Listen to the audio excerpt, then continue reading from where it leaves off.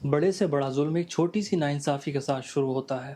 اگر اس ناانصافی کو ہی روک دیا جائے تو ظلم کا راستہ بھی بند ہو جائے گا۔ اسی پر ایک چھوٹی سی کہانی کے لیے آپ کی توجہ چاہتا ہوں۔ ساسانی سلطنت کا ایک بادشاہ تھا نوشروان۔ ایک بار ایک شکار گاہ میں نوشروان کے لیے شکار بھونا جا رہا تھا۔ چونکہ وہاں جنگل تھا تو نمک کی ضرورت پڑنے پر انہوں نے ایک نوکر کو پاس کے گاؤں میں جا کر نمک لانے کے لیے کہا۔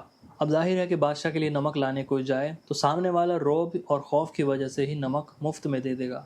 بال بچے دار ہیں جو آپ سے پیسہ لیں گے تو جتا سے مارے گا مالک۔ جیسے آج کے وقت میں ہی دیکھ لیں، جو لوگ طاقتور ہوتے ہیں ان کا چھوٹا موٹا کام تو فری میں ہی ہو جاتا ہے۔ بہرحال نوشروان نے اس نوکر کو آواز دی اور بولا، نمک کو اس کی مناسب قیمت پر لینا اور زبردستی مت لینا، کہیں ایسا نہ ہو کہ ایک بری روایت قائم ہو جائے اور گاؤں برباد ہو جائے۔ آس پاس جو لوگ موجود تھے انہوں نے بڑی حیرانی سے پوچھا، اس معمولی بات سے کیا نقصان ہو سکتا ہے؟ تھوڑا سا نمک ہی تو ہے۔